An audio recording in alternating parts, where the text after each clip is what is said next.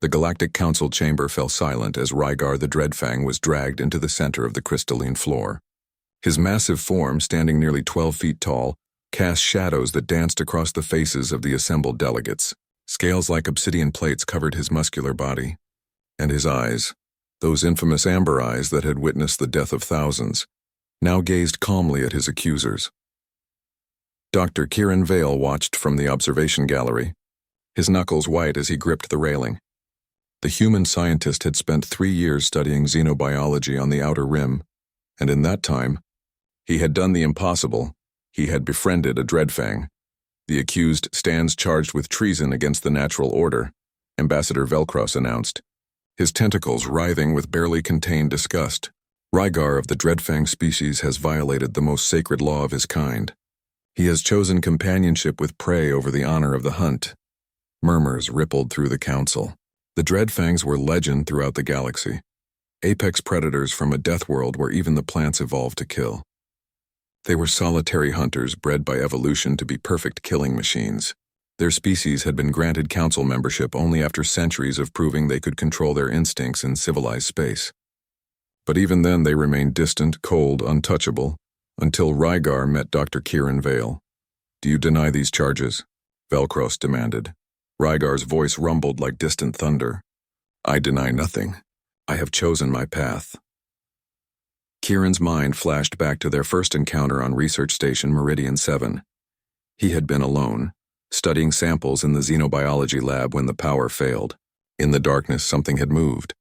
Something massive. He had frozen, every human instinct screaming at him to run, but there was nowhere to go. Then a voice had emerged from the shadows. "Your heart rate suggests fear, human. Yet you do not flee." "Can't outrun you anyway," Kieran had replied, surprised by his own steadiness. "If you're going to kill me, at least introduce yourself first." That had been the beginning. Rygar had laughed, an unsettling sound like grinding stones, and explained he was there as a council observer. Over the following weeks, their professional relationship evolved into something unprecedented. They debated philosophy, shared meals, and discovered that despite their species' vast differences, they understood loneliness equally well. "The penalty for fraternization with prey species is clear," Velcros continued. "Death by ritual combat. You will face the champion of your own kind and be reminded of what you truly are before you die." "I volunteer to stand in his defense." Kieran's voice cut through the chamber. The gallery erupted. Humans didn't have formal standing in the Council's justice system, but Dr. Vale's reputation as a xenobiologist gave him some authority. Velcros's eye stalk swiveled toward him. "Absurd. You are not equipped to face a Dreadfang champion, Dr. Vale. You would be torn apart in seconds." "Then let me speak on his behalf," Kieran insisted, descending to the main floor. "The Council claims Rygar has betrayed his nature. But what if you're wrong about what that nature is?" He approached Rygar, standing before the towering predator without flinching. "For centuries, you've defined the Dreadfangs by their ability to hunt, to kill. But Rygar has shown something far more remarkable, the capacity to choose. Isn't that the true mark of sentience?" "Pretty words," Ambassador Threka, a reptilian warrior diplomat, hissed. "But the Dreadfangs are what they are, predators, killers. To deny this is to deny reality." "Is it?" Kieran turned to face the Council. "Humans were predators too. We hunted in packs, used tools to kill prey far larger than ourselves. We were territorial, violent, tribalistic. But we evolved. Not just physically, we evolved socially, emotionally. We learned that our greatest strength wasn't our ability to kill, but our ability to cooperate, to form bonds across boundaries."